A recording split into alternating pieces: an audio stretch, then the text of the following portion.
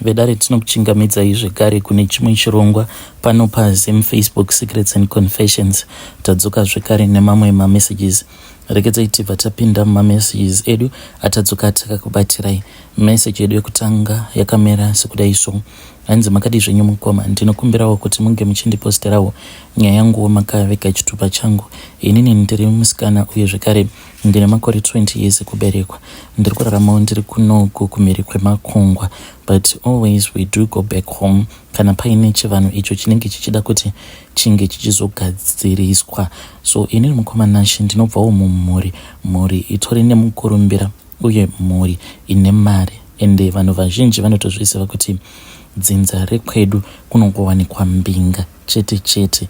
We have successfully eliminated poverty, the spirit of poverty from the family. But pane zvimwe zvinhu zvaipota zvichiitwa patainge tichiri vana vadiki zvatainge tisingakwanisi kunyatsokunzwisisa.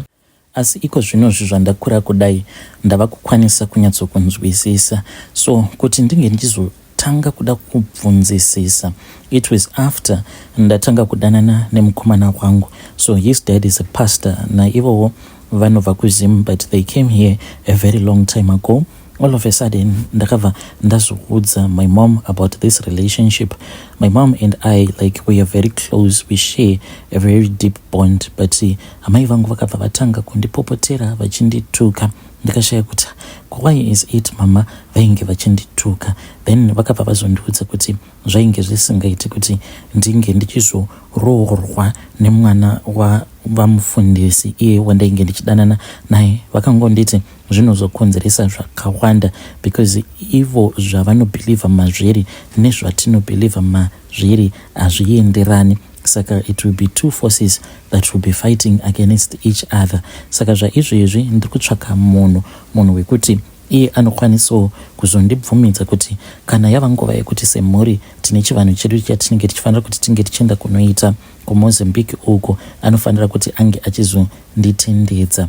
The reason as to why tichiti kana mhepo dzikasimuka, or let me just say mweya yengozi kana kuri kunzi ikasimuka ikabva yatanga kutekaira pakati pemusha, tinofanira kuti tinge tichienda kuMozambique uko kwacho kwazvakaitikira. Munhu akatiparira ndevamwe bamunini ava vakazoshayika zvavo, but vana vavo vachiriko kuMozambique, and ivo vana vabamunini vane magonyeti uye zvekare vane mabhazi. Kana ari semagonyeti, I think vatova nemagonyeti anotosvika kuma-20 or something. Mamwe acho ndiwo anoenda kuZambia zem, ndakanzwa futi kuti hanzi nekuSouth Africa. Saka pamunini ava vasati vashayika, zvavakaita ndezvekuti vainge vachipota vachishandisa vasikana vavo vebasa, vachivachekeresa, vachivashandisa pamhiko dzavo. Ende kana ndichiti kuvachekeresa, vainge vasingaiti zvemishonga, kutourayisa mamaids avo, zviya zvekuti vaingoplana kana vacation vobva vatouya kuno kuCanada kana kuenda kumwe kunenge kuine marelatives. Vachizviita izvi vainge vachizviitira kuti mamaid avo anobva azosara achipondwa nemabhinya, kana kungotuma maid kuti enda kwakati, maid achienda kuya obva azopondwa, obva vazotora mabody parts. Saka by the time pamunini ava pavakazotanga kurwara, tose sedzinza takatonzi tainge tichifanira kuti tinge tichienda kuMozambique. Panguva yacho iyoyo mukoma kwainge kuine umwe musikana uyo wandainge ndisingatozivi kuti ainge akatokidnepewa, ainge ari musikana kwavo webasa. Saka she was being held hostage somewhere. So takabva tazoendeswa kune imwe n'anga inova yainge iri n'anga yavo pamunini. Apa yainge yava nyaya yekuti mweya yengozi inge ichizama kutsipikiwa, because mweya yacho yainge yava kutobuda ichitaura pavana vadiki, ichitotaura kuti isusu takapondwa uye tikuda kutoti munge muchitiripa, otherwise tinokuurayai mose. Asi nekuda kwekuti tiri vanhu vane mari dzavo, kuMozambique ikoko then takabva tachizotanga kutsvaka ng'anga dzine masimba. Ng'anga dzainge dzichikwana idzo kuita 10 ndo dzakabva dzazobatsiridzana kutsipika mweya yevasikana vaya vari vaviri, but pakabva pachizoshandiswa umwe musikana uyo ainge achishandira bamunini vangu ava panguva yacho iyoyo semusikana webasa, ndiye akabva azopondwa. But izvi zvainge zvichingozivikanwa nevanhu vakuru, isusu sevana tainge tisingazvizivi. Zvino musikana uyo akati apondwa, pakabva pachizotorwa mabody parts ake, pakatorwa zvinonzi sikarudzi yake, uye zvekare akabva azochekwa mazamhu ake ari maviri. Rurimi rwake runonzi rwakatorwa zvekare, but handizivi kuti rurimi urwu rwakazoendeswa kupi. Tainge takatoungana, zvose izvi zvainge zvichiitwa tiripo pamba pabamunini kuMozambique ikoko. Ng'anga dziya dziri 10 kudaro dzakabva dzazobika, dzakabika sadza uye zvekare ndokubva pazobikwa nyama. Amai vangu ndakatovabvunza apo patainge tava kudya, nekuti sadza riya rakati rabikwa rakabva razongonokuturwa pane rimwe zizenge, then nyama iyo yainge yakabikwa yainge isina kumbohwanda. Saka nyama iyi zvavakaita ndezvekuti vakaita kunge mamince meat, ndokubva yaitwa mazisupu ikabva yazongonoiswa mune rimwe rainge rakaita zimbiya. Saka tose tainge tichifanira kuti tinge tichidya takaungana kudaro, ndokubva tachizotanga kudya. Zvino takati tichidya kudaro ndopandakabva ndazobvunza amai kuti why is it tainge tichidya pamwe chete kudaro takaunganira zizenge riya nezimbiya riya rainge riine sort of like beef stew. Amai vangu vakabva vanditi ndokuzadzikisa kwacho kwatiri kuita chivanhu chacho. Ini ndaitofunga kuti ndo maripirwo ayo ngozi, ndisingatozivi kutoti zvose zvatainge tichitoita ipapo kwainge kuri kutowedzera kutotsipika mweya yengozi yainge yobuda ichitaura mushure mekunge kwaurawa zvekare musikana uyo ainge achishandira bamunini. Mukoma takati tapedza kudya kudaro ndokubva tazopiwa mvura yainge yakazanganiswa nemishonga, tikabva tanzi tainge tichifanira kuti tinge tichizoinwa. So takati tapedza mukoma ndokubva tachizodzoka zvedu kuzimu. So tiri kumba kudaro ndo pandakabva ndachizotaura namama. Mama ndakavabvunza zvekare kuti nyama yatainge takadya tiri kuMozambique yainge imbori nyama yei, because ndaiva nedzimwe hope dzandainge ndava kurota. Ndainge ndorota zvino ndichiona umwe musikana anenge akachekwa mazamhu, akachekwa futi sikarudzi yake. Zvinova zviri zvinhu zvekuti zvainge zvondinetsa. Beni takabva tazouya zvedu kunoko kwatiri kumhiri kwemakungwa, apo pandakabva ndachizotanga kudanana nemwana wamufundisi ndichizonotukwa namama. Then ndakazoti ndadzokera kumusha ndakagara navo amai pasi ndichida kunyatsokunzwisisa kuti why is it vainge vakandituka kudaro pafoni, simply because ndainge ndavaudza kuti ndainge ndava nemukomana wangu wandainge ndava kudanana naye. Amai vangu vakangopopota but vakabva vanzi nababa, imi udzai mwana, there is no need kuti muswere muchingomupopotera, budai pajekerere muudzei mwana akwanise kunzwisisa kuti why takaramba kuti ange achirohorwa nemukomana wake iyeye. So namai takazoti tabuda zvino, mama ndokubva vatanga kutaura neni vakabva vati mwanangu ndine nyaya yandikuda kukuudza, but nyaya iyi inondiremera kuti ndinge ndichiitaura ndiri ndoga. Amai vakabva vatotanga kutoyeredza misodzi paya. Ndikati mama what is wrong? Ndokubva vadriver takangobva kuBrook, then ndokubva taenda kuGrendel kunogara vamwe amai guru. Takasvika kwaikwe kumba kwaamai guru, mudzimai wemukoma wababa. Takati tasvika kuya ndokubva tagara pasi.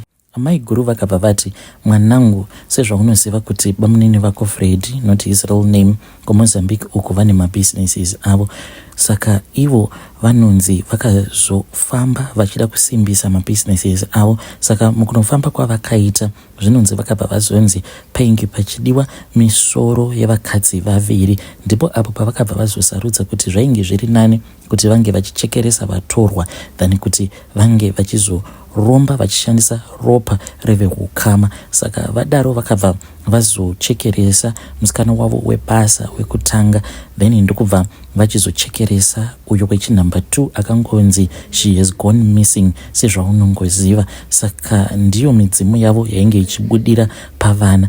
Saka ndo zvatainge takaenda kunogadzirisa izvozvo kuMozambique. Zvino bamunini vako vakaramba kuti tinge tichienda kunotaura nehama dzeavo vacho vavakauraya vakabva vasarudza kuti zvainge zviri nani kuti tinge tichitsipika. Isuwo tainge tisina zvatainge tichiziva. By the time yatakanosvika kuMozambique takazotoudzwa neimwe n'anga yacho kuti kwainge kuine umwe musikana uyo ainge ava kuvashandira. Musikana uyu hanzi ainge akangopiwa mari akabva ambonzi ainge achifanira kuti ange achienda kunoshanyira vabereki vake, but ndokubva azohaijekwa nemabhinya. Panguva yacho iyoyo tainge tisingatozvizivi kuti ndo zvainge zvotoitika.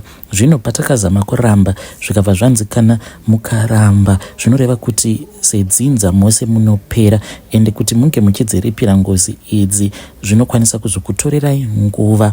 Ndo patakabva tazongosarudza kuti tainge tichazongoita izvo zvainge zvakarongwa nabamunini vako nen'anga dzavo. Saka musikana uya akazourawa zvake, asi tainge tava kuzviziva kuti iye mweya wake ndiwo wainge uchifanira kuti unge uchizopondewa. Zvino pamubvunzo uyo waunonzi uri kungogara uchingovhunza amai vako wekuti kusadza iro ratakazodya, sadza iroro takariseva nenyama yei, yaiva bhifu here kana kuti? Amai guru vakabva vanditarisa vakabva vati, mwanangu ka zvakaitwa nabamunini vako vakatiparira. Vachitaura kudaro vakabva vatarira zvavo kusaiti. Ndakabva ndazovabvunza ndikati, nhai amai guru, yainge imbori nyama yeiko? Kasi takadya nyama yemunhu here? Vakatarira zvavo kusaiti amai guru, ndokubva vagutsurira musoro vakati yaiva nyama yemunhu. Ndakanzwa sekunge ndainge ndichida kurutsa ndikati, takadya nyama yemunhu? Vakabva vati ehe. Ndakavabvunza kuti munhu wacho iyeye uyo watakazodya ainge ari ani? Vakabva vati musikana uyo ainge oshandira pamunini Freddy Summit, ndiye wacho iye uyo wavakazohaira mabhinya awo akazomukidnepa ndokubva azourawa. Mukomana chindopa ndakabva ndazoudzwa kuti musikana uyo mushure mekunge aurawa ndopa vakabva vazomucheka mazamhu ake nesikarudzi. Hanzi ndo zvavakazobika izvozvo mushure mekunge nyama iyoyo yachekwa kuita maminzi, then ndokubva yazobikwa nen'anga dziya tikabva tazonzi tinge tichidya. Saka hanzi kudya kwatainge tichiita kwainge kuri kuzvisimbisa, kuitira kuti uya musikana kana ainge achazomukawo sechipoko haaikwanisa kuti ange achizorwidzana nesu, because anenge ava kutiona sekunge titoriwo vedzinza rake. Saka musikana uyu chipoko chake ndo chinototichengetedza, mweya wake ndo unototichengetedza. Ndakatombofonerwa namama vachitondiudza kuti vakatomboona chipoko chake, but ivo vakatoti pandakachiona mwanangu chipoko chake handina kana kumbotya kana kuita sei. Hanzi usiku vakazoti vakarara, ndipo pavakabva vazomurota musikana uyu achitovaudza kuti mandionaka, ndauya pano kuti ndinge ndichizoita basa rangu. Vakabva vazomubvunza kuti ainge auya kuzoita basa rei. Hanzi akabva azoti mweya iya yevasikana vaviri vaya vakatanga kuchekereswa nabamunini, hanzi mweya yavo yainge yava kuda kuti inge ichizouya kuzopengesa baba naamai vangu. Saka iye anoti hanzi akabva azomhanya achibvako kuMozambique achiuya kuti ange achizogadha baba naamai vangu. So mukomanashe ndo zvakaitikawo mudzinza rekwedu. Shuwa tose sedzinza takagarira pasi sadza, tikadya sadza nenyama yemunhu, mazamhu emusikana uyo ainge abva mukupondewa, uye zvekare nesikarudzi yake. Ina handina kana kumbogara ndakazvisuspekta kuti nyama yatainge tichidya yainge itori nyama yemunhu, because yainge yakaitwa maminzi, uye yainge yakabikwa zviya zvokuti yakakwatisiwa kusvika yaita kuibva ikaita marubvu zvekuti yaisambonzwisisika kuti yainge iri nyama yei. Saka ndiyo confession yangu mukomanashi. Kana mukapostawo please ndiziveseiwo, ndichange ndichizoteverera mucomment section. Vedare ndo message iyo yandakatumidzirwa ichibva kune mwanasikana uyu. Zvakangoma hazvo veduwe. Strange things indeed, they too happen in this world. Zvakangoma hazvo veduwe. Hanzi tiri vanhu vane mari, but takadya nyama yamusikana uyu ainge abva mukupondewa nabamunini. Vakamuchekeresa vakahaya mabhinya, kuri kungotsipika mweya wengozi. Hanzi bamunini vakabheja vakati handiti ndiri kurwara, kana mukasaita zvatinofanira kuti tinge tichiita. Inini kana ndikafa, zivai kuti vanosara vachitambudzika ndimi, hanzi vakaramba kuti vange vachienda kunoripa ngozi dzacho idzodzo. Strange things indeed they do happen in this world. Rekedzai vataenda panyedu inotevera. Nyedu inotevera yakamira sekudai so. Hanzi makati zvenyomukoma, ndinokumbirawo kuti munge muchindiposterawo nyaya yangu makavikawo chitupa changu. Pari zvino mukoma ndiri kuno ku Gauteng province. Ndakatizawo murume. Ndakangobuda ndega in fact because nyadzi ndo dzainge dzandibata. It was all because ndainge ndabatirwa messages mufoni mangu. So ndaiva mune rimwe group, ndiri mugroup kudaro ndo pakabva pazokandwa rimwe link. I then joined that link. Ndokubva ndaona kuti munogara muchingokandwa mabible verses nei, but group iroro zvekare rainge rakazara vanhu vemulocation uko kwandainge ndichigara nemurume wangu. Ndirimo mugrupu imomo, vatorimo varume vakati wandei vakatombondinyenga, but ndakabva ndaona kuti zvainge zvisingaiti. But pandakaona kuti kunyengwa nemunhurume kunongonakidza so pamafoni, ndakazoti zvino ndanyengwa neumwe ainge achigara kune rimwe location, ndokubva ndazomubvuma. Saka ndaitawo paya kana murume akarara, then ndobva ndazosara ndichitaura nemunhu wangu, taitaura nyaya dzedze dzekuti unongogara uchingonzwa kuti panapaka ndazonyatsokuwana murume ari very romantic. Then zuva randakazobatirwa messages, muswero wese wezuva ndainge ndaswera ndichingoshanda apa ndainge ndakaneta. Then ndakabva ndachizotanga kutaura naye murume uya muone zvinyu ndakatombomudza kuti dia nhasi chimbondiregerera ndinge ndichirara. But takazotanga kutaura from 10 takaramba tichingotaura kudzamara dzainge dzatova kuma 12 am ndokubva ndabatwa nehope. Ndakati ndabatwa nehope, mukoma murume wangu ndokubva amuka akatongoona messages ose aya foni yange isati yahloka. Then ndokubva azondimutsa tikatanga kunetsana paya. Takati tanetsana ndokubva ndabvuta foni asati aforwarda messages ndikabva ndamadelete. Mangwana acho akabva azoti ainge achida kuti vamwe vatete vanogara futi kuno kuGauteng vange vachizouya tinge tichizotonga nyaya yacho. Ndakabva ndatiza mukoma nazve nanhasi uno murume ndakamutiza. Iye manje ari kunditi dzoka kumba tinge tichitaurirana, but ndiri kunzwa kunyara uye zvekare I am not sure. So ndoda kukubvunza kubva kumhuri yeZimbabwe kuti let's say kana ukabatwa uchihurira murume wako, will the relationship ever be the same? Because iye ari kuti dzoka mukadzi wangu, amai vevana vangu, chidzoka tinge tichigadzirisa zvinhu. Kana ndikadzokerako munhu hazononditoreri here maadvantages? Vedari ndo message iyo yandakatumidzirwa ichibva kuna vanzvadzi vedu. Hanzi ndoda kukubvunza kuti kana ndikadzokerako munhu hazononditoreri maadvantages here? Pakaipa.